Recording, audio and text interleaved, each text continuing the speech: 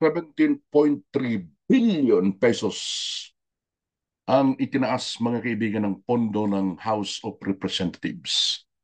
Yan ho yung Kamara. Diyan yung dumidinig sa EJK, mga pogo, ang Office of the Vice President, na hindi tinantanan ng kung ilang linggo. Nagtaas sila ng pondo for 2025 budget, mga kaibigan. Matindi. Garapalan na talaga ang nangyayari sa ating mga politiko. Ano?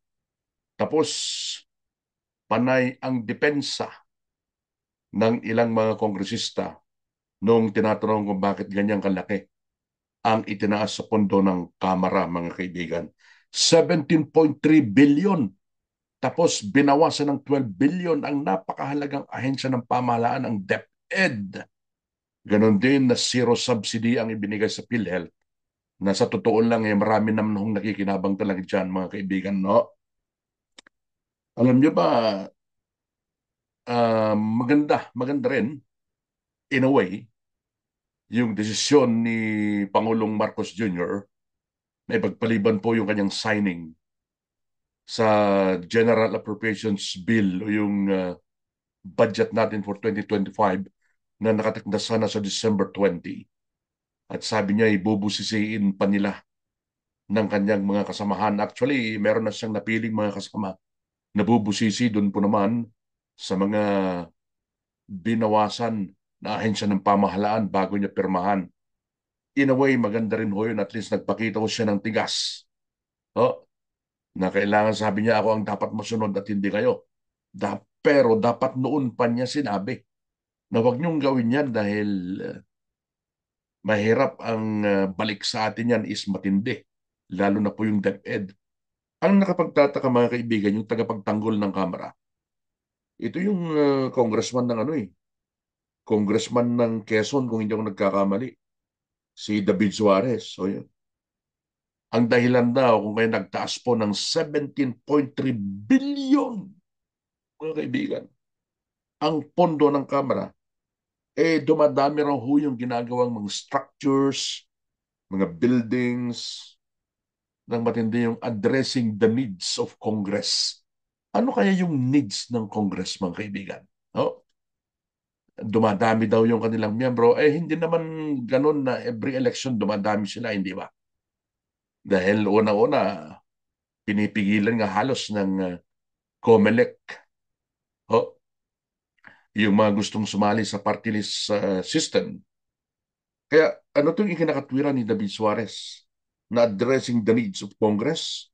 Maraming structures and buildings. Bakit ilang building ang kailangan niyo dyan sa Kongreso? Ilang gusali ang dapat niyong itayo o mga structure na kailangan niyong i-maintain dyan sa Congress para magdagdag kayo ng ganito kalaking pondo sa inyong pondo.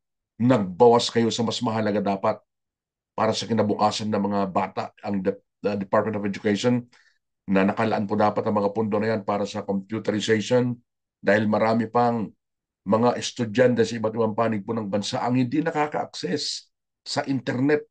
O, yan ang katotohanan yan. Ipinagkait nung BICAM. Yun pala, kamukat-mukat natin, nagtaas ng 17.3 billion ang Kamara.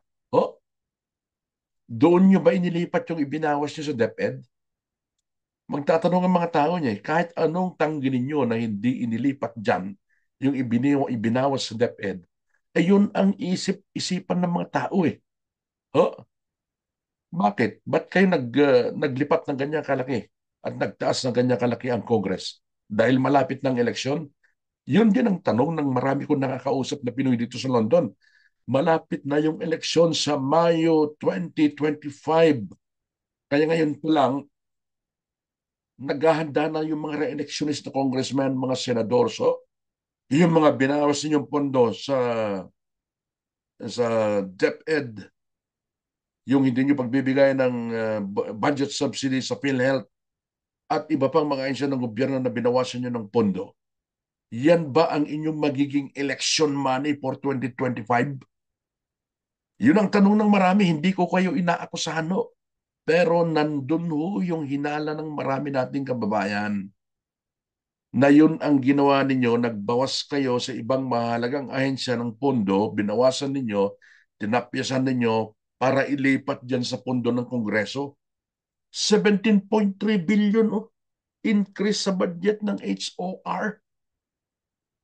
Paano kayo hindi aakusahang buhaya kapag kaganyan, no? Kabuhayahan yan, Kabuakawan, 17.3 billion, ililipat sa Kamara, tapos ipagtatanggol ng mga tagapagtanggol ng palasyo. Agad na lumabas sa TV itong si Asidre, yung isang party list. At itong si David Suarez ng Quezon. Dumadami daw yung members ng Congress. Nagtatayo daw sila ng maraming struktura at mga gusali sa Kongreso.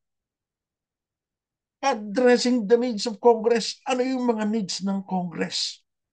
O addressing the needs of the congressman? May mas matindi pa. O baka naman addressing the needs of the re-electionist congressmen and senator. Yan no ang tanong, mga kaibigan, ng karamihan sa ating mga kababayan na nagsisikap sa ibayong dagat dahil walang silang makitang magandang kinabukasan sa Pilipinas. Yan sana ang intindihin ninyo. Nagsasakripisyo ang maraming Pilipino, hindi makita at maalagaan ang kanilang mga mahal sa buhay, iniiwan sila dyan sa Pilipinas, mag-alaga ng ibang tao dito sa ibayong dagat dahil hindi nyo sila mabigyan ng magandang kinabukasan. Ninanakaw kasi ang pundo ng bayan na para sa ikabubuti ng bayan, ng bawat isa. Katulad niya, yan ang hinalaho nila. Election money ng mga politiko ang binawas yung pondo sa mga ahensya ng pamahalaan. Election money for May 2025 elections. Yun ang hinala nila. Sa mga kaibigan ko, saan man po kayo naroroon, baka pwede mag-request isang subscription lang naman yun. Mag-subscribe naman kayo sa ating channel para sa mas marami pang video. Ano man po ang inyong ginagawa ngayon, isang magandang oras po sa inyong lahat. Bye for now. Pwede nyo rin po akong i-add sa Facebook. Ang name ko sa Facebook, ako po si Buddy Bernardino. Bye for now, friends!